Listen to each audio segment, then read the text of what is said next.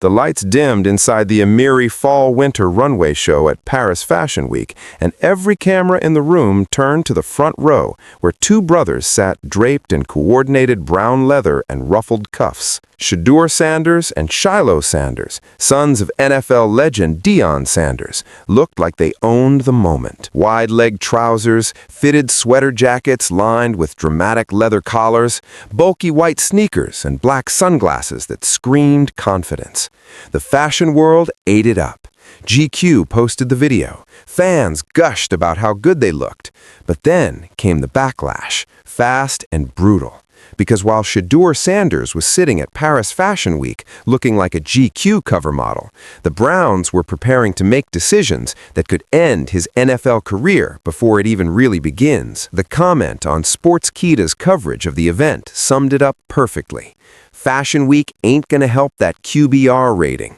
It was harsh, it was direct, and it captured what tens of thousands of NFL fans were thinking. Shedeur Sanders just finished a rookie season where he completed 56.6% of his passes for 1,400 yards, 7 touchdowns, and 10 interceptions. He was sacked 23 times in 7 starts. The Browns went 3-4 with him under center. And his worst performance, a 31-3 demolition by the Chicago Bears in Week 15, saw him throw 3 interceptions and post a passer rating so low it made people wonder if he belonged in the league at all.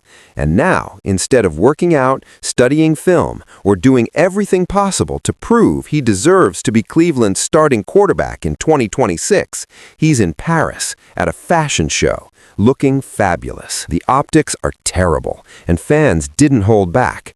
"Bro worried about the wrong things," one comment read. "Maybe focus on football instead of fashion," another said.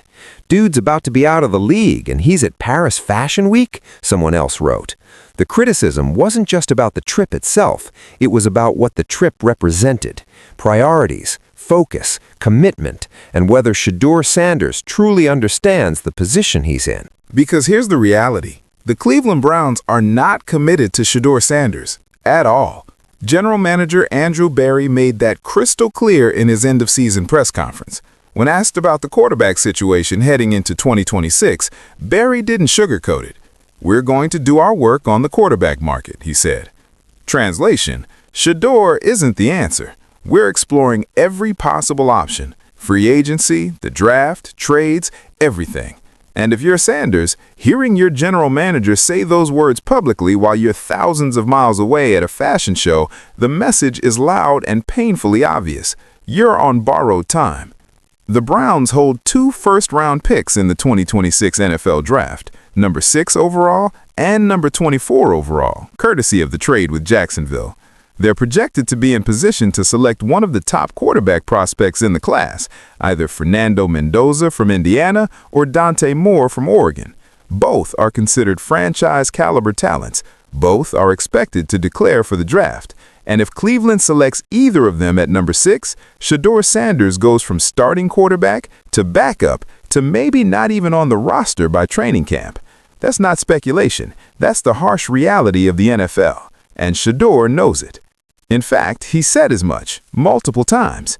In a press conference on December 23, 2025, Sanders was asked about his future with the Browns. His response was telling. "I live in the present. I'm focused on this week because nothing's promised going into next year or anything.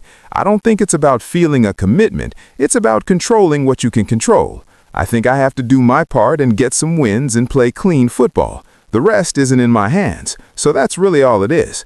I don't own the organization, so I can't promise anything will happen. I'm not God." Those are the words of someone who knows he's fighting for his NFL life, who understands that every game, every throw, every decision is being scrutinized, who realizes that his margin for error is microscopic. And yet, 3 weeks later, he's at Paris Fashion Week, sitting front row, looking amazing, but raising questions that he can't afford to have people asking. Now, let's be fair for a second. Shedeur Sanders is a 23-year-old kid. He grew up with a famous father. He's been in the spotlight his entire life. He loves fashion. He's sponsored by brands. He has deals and obligations that extend beyond football. And it's the off-season. He's allowed to have a life. He's allowed to travel. He's allowed to attend events. Nobody is suggesting that NFL players should lock themselves in a gym from February to September and never experience anything outside of football. That's unrealistic and unhealthy. But optics matter, especially when your job is in jeopardy, especially when your team just went 5-12 and fired the head coach, especially when your general manager is publicly saying he's exploring other quarterback options, especially when you're a fifth-round pick who was supposed to go in the first round but fell because teams were scared of the media circus that comes with having you on the roster. Mary Kay Cabot, the respected Browns beat writer, was asked directly about this concern. Do they want to deal with the Shedeur circus and all that outside noise that would come with making that decision, she said, referring to the possibility of keeping Sanders on the roster as a backup if they draft another quarterback. The implication was clear. Shedeur Sanders brings attention, drama, scrutiny, and if he's not the starting quarterback, that attention becomes a distraction the Browns might not want to deal with. That's the double-edged sword of being Shedeur Sanders. His star power, his social media following, his fashion sense, his connection to his famous father, all of it makes him a marketable, interesting, compelling figure. But it also makes him a risk, because if things don't go well on the field, all that off-field noise gets amplified. And when you're at Paris Fashion Week while your teammates are working out and preparing for next season, the narrative writes itself. He's not serious, he's distracted. He cares more about looking good than playing good. Fair or not, that's what people are saying, and in the NFL, perception can be just as damaging as reality. Let's talk about the brother dynamic too. Shilo Sanders was with Shedeur in Paris. Shilo, who was cut by the Tampa Bay Buccaneers during the preseason after being signed as an undrafted free agent. Shilo, who is now out of the league entirely. And while it's great that the brothers are close and support each other, the visual of two Sanders brothers at Paris Fashion Week, one struggling to stay in the NFL and the other already out of it, doesn't exactly scream dedication to the grind. Again, is that fair? Maybe not. But the NFL is a ruthless business, and if you give people ammunition to doubt you, they will use it. The trip also sparked conversations about the Shedeur effect and whether it's a blessing or a curse. During his time at Colorado under his father, Deion Sanders, Shedeur was constantly in the headlines. Every outfit, every pregame arrival, every social media post. It generated buzz, sure, but it also created expectations and scrutiny that few college quarterbacks have ever faced. And when he declared for the draft, teams were terrified of that circus. They didn't want to draft a backup quarterback who would dominate headlines every time the starter threw an interception. They didn't want the media frenzy. They didn't want the questions. So Shedeur fell all the way to the 5th round. And now, even in the NFL, that circus follows him. Urban Meyer was photographed wearing a hoodie with Shedeur's $2 brand logo during an NFL playoff broadcast.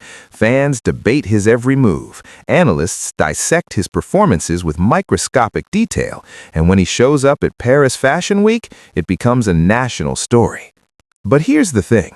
Shedeur Sanders didn't ask for any of this. He didn't ask to be Deion Sanders' son. He didn't ask to be hyper-visible. He didn't ask for the media to obsess over everything he does. He just wants to play football, and he's shown at times that he can. His 364-yard, 3-touchdown performance against Tennessee in Week 14 was electric. It showed arm talent, poise, and the ability to make plays under pressure. Analyst Garrett Bush argued passionately that the Browns should stick with Shedeur for 2026, give him real weapons, build around him, and see what he can do with actual support. If Shedeur played in 2026, they put everything around him and it didn't work out, there is no excuse for anybody, whether you support him or not, to say, I see why the Browns have to go in 2027 and get a quarterback, Bush said. It's a fair point. The Browns' offense was ranked 31st in the league. The offensive line was decimated, the wide receivers were among the worst in football, and Deshaun Watson's disaster of a contract hung over everything like a dark cloud. Shedeur Sanders was asked to perform miracles with nothing, and while he didn't pull it off, it's hard to blame him entirely. But the NFL doesn't care about excuses. It cares about results. And Shedeur's results weren't good enough. Pro Football Focus graded him at a 48.6, ranking him 41st out of 41 quarterbacks they evaluated. His passer rating was the worst in the league among qualified starters. He threw more interceptions than touchdowns. And while some of that is due to circumstances, some of it is on him. The bad decisions, the forced throws, the lack of awareness in the pocket. Those are things he has to fix, and whether he's fixing them in Paris or in Cleveland is the question everyone's asking. Josina Anderson, a respected NFL insider, weighed in on the situation and made a compelling economic argument. It's already clear that the Browns' best and most cost-effective decision is to build around Shedeur Sanders, who's only costing them $4.6 million on a 4-year deal in this day and age of NFL quarterback money, she said. And she's right. In a league where quarterbacks are getting $200 million contracts, having a potential franchise guy on a rookie deal is a massive advantage. It frees up cap space to build the roster, to add weapons, to fix the offensive line. But that only works if Shedeur Sanders is actually good enough to be that guy. And right now, the jury is still out. The Browns are in a fascinating position. They could go all in on Sanders, use both first-round picks to surround him with talent, and bet that with better coaching and better support, he can develop into a franchise quarterback. Or they could cut their losses, draft Fernando Mendoza or Dante Moore at number 6, and start fresh with a new regime and a new vision. Both options carry risk, and the decision they make will define the next decade of the franchise. But the Paris Fashion Week trip complicates things, not because it's inherently wrong, but because it feeds a narrative that Shedeur Sanders doesn't fully appreciate the urgency of his situation, that he's more concerned with being a celebrity than being a quarterback, that he's okay with losing as long as he looks good doing it. Again, is that true? Probably not. Shedeur has repeatedly said he's focused on controlling what he can control, that he's working to improve, that he knows nothing is promised. But actions speak louder than words, and when you're at Paris Fashion Week while your job is on the line, people will question your actions. The most frustrating part of all this is that Shedeur Sanders has the talent. He has the arm, he has the intelligence, he has the pedigree. He's proven he can make big-time throws and deliver in pressure moments, but he also has the baggage, the circus, the distractions, the optics. And in the NFL, where perception is reality, that baggage might be too heavy to carry. The Browns will make their decision in the coming months. They'll hire a new head coach. They'll evaluate the quarterback market. They'll watch film. They'll have meetings. And somewhere in all of that, they'll decide if Shedeur Sanders is part of their future or just another name on the long list of quarterbacks who didn't work out in Cleveland. And when they make that decision, the Paris Fashion Week trip won't be the reason, but it'll be a symbol, a reminder, a perfect encapsulation of the question everyone's been asking since draft day. Is Shedeur Sanders a football player who happens to love fashion, or is he a fashion icon who happens to play football? The answer to that question will determine everything. This story is based on reports from Sportskeeda, Yahoo Sports, Athlon Sports, Sports Illustrated, CBS Sports, ESPN, and various outlets covering Shedeur Sanders' Paris Fashion Week appearance and his uncertain future with the Cleveland Browns.